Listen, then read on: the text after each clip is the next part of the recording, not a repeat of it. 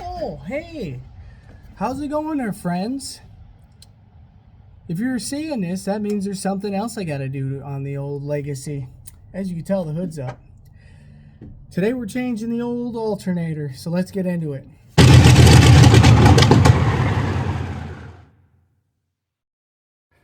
Alrighty, as you can see, I've already removed one of the stud bolts that holds it in. I did not take the belt off yet. And you're gonna need to take that back bracket off if you're replacing your alternator. To do this, you're going to need a fancy smancy old socket wrench with a 13mm. That being said, it's the Midwest and it's cold. The weatherman's like, oh, snowpocalypse is coming.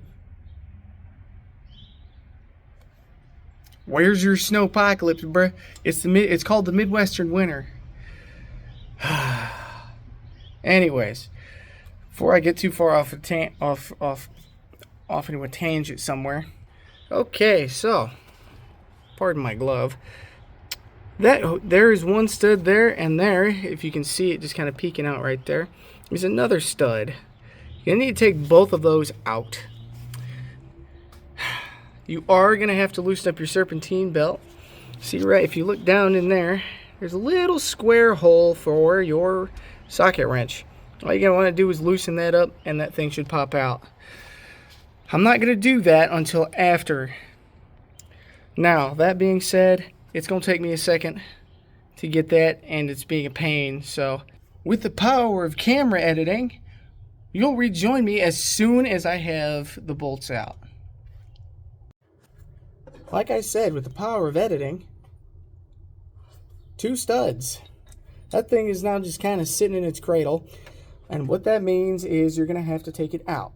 You're going to have to remove a couple more things off the back. But seeing as it's buried back there, I'm going to take out the alternator. And then we'll go from there. So I'm going to try and get you guys set up in a better position so you guys can see everything. So, I tried to find a couple different camera angles, and they all kind of suck. So I'm going to have to do this the old-fashioned way, by holding it. Alright, so if you look down in there, you can see I'm kind of fidgeting around, trying to get this thing to line up. It's kind of a pain trying to look through the camera. There. Now, simply push down. Oh, God. Alright, now I'm going to set you guys down while I have this, and then remove the belt. And if you look at that, it's off. So now I'm going to try and rig you guys up so you can kind of see what I'm doing while I'm doing it. Now, I know that's not the greatest angle, but bear with me. Let me see if I can't shimmy you out of here now. I might be forgetting something. More than likely am. But this thing should just simply slide. And we lost focus again. Let's try that again. There we go. Let me see. Let me look around here and see what we can see. I'm not seeing anything that says, hey, I'm still connected. So, that being said, I'm going to grab my little pry tool, stick it on the other side, and gently, ever so gently, try and coerce it out of there. Ah, there it goes. Okay. Now, if I wiggle you, come on, come loose.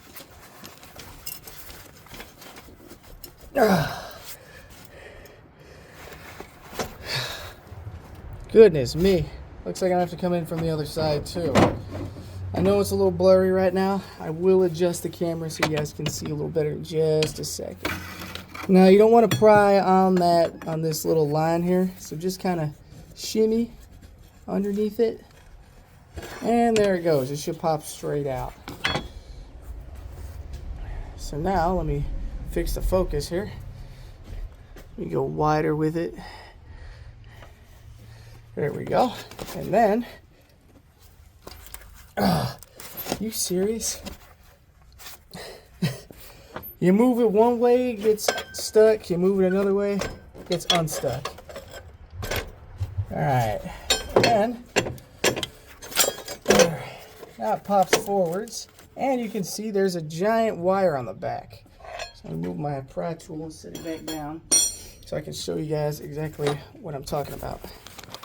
Alright. So, alternator is out. That is what you have to disconnect next, along with that little clippy down there. Don't break the clip tabs. However, you're going to want to expose that. There we go. Look at that. Excellent. So you're going to have to take this off. Why? Because it's connected from the alternator to a bunch of wires. That being said, the wires have to be removed. So I'm going to try and find a better place for all to sit. We'll go from there. Alright, it did take me a second to find a good place for y'all to sit. However, we're ready for the next step. I know I'm like right in the way here, but take that 13 you were using, slide it on there. Grab your handy dandy socket wrench, clip it in, break it loose.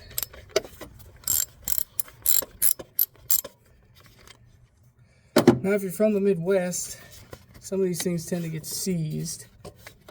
You can just kind of gently let it loose. I'm going to take my glove off here. Ooh, try not to block your guys' view either.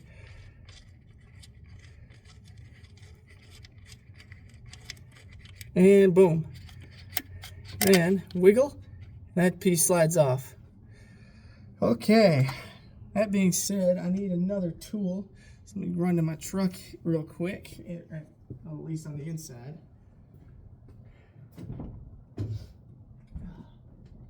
Right. Whew. Okay, now down here there's a tiny little clip. See how my screwdriver head vanishes?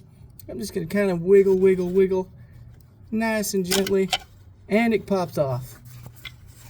Let's see if I can't show the camera. Clip end here. Wow, that's really close. Not much slack in that line. So let me see if I can't set it up so you guys can see it when I move y'all. Alright, so let me put my glove back on because it is not exactly warm out. I can only do one time. However, let me hang on to this real fast. Boom! Look at that connector. That connector pops out. Manhandle this thing. And look at that. Alternator's out.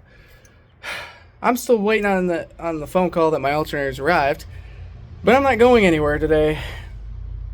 Holy crap. To give you an idea, so if you look inside of there, I don't know if you guys are gonna be able to get a good glimpse, but it's not great looking. Set you guys down real fast. I know you guys can't really see my face. Set that down, put my other glove on. Alright. Let's see if you can tell what's wrong with it.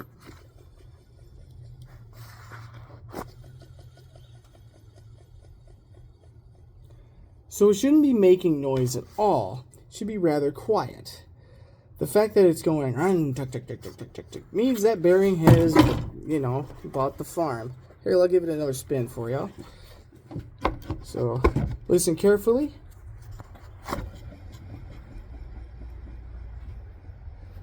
I'll give it an even better spin.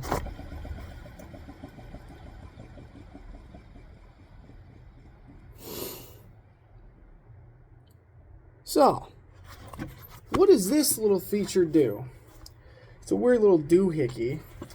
For those of you who are unaware of what it does, allow me to educate you. This chunk of steel and copper is one big coil. Coils amplify electric current to a higher number, hence why the 12-volt battery sits at around 14.2 to 14.4 volts at idle to steady charge your battery. The coil alternator pumps up the 12 volts to a higher amperage. Then, through various capacitors, brings the amperage down to a usable power level. which this allows you to power such things like wipers, lights, radio, climate control, turn signals, etc. without draining your battery while driving. As hard, but still has to work. Oh, that's a better sound here. Yeah, it shouldn't be chirping like that. That means the bearing inside of here, thumbs down, is bad. That being said, I have to get a new one. Oftentimes, auto parts stores charge have a core charge. All that means is I take this, give them this, and they give me a new one for 10 bucks. Added onto the price of the new one of these, or the remanufactured. That being said, that was awful. That was a terrible idea. That being said, you can take these about anywhere and get them. You can try and find them. You just go to your local parts store and be like, hey, you need your year, your make, and your model. Engine size, which will usually be printed somewhere inside the kit, inside the old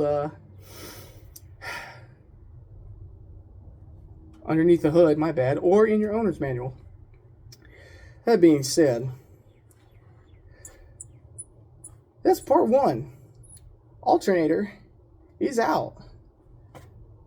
This thing sucks. No wonder it didn't sound happy. Huh? It has to get fixed. It has to get fixed. That being said, I hope you guys enjoyed this. Part 2 will be coming. Remember, basic maintenance is not basic. It keeps you on the road. And besides, even if you want to drive a giant race car with 1,000 horsepower, do you have any idea how rudimentary changing one of these is on just your standard old pickup truck? It's best to learn on one of those than to screw up $1,000 alternator. Yes, they do exist. That being said, this one's out. I'll catch you in the next one. Peace out, y'all.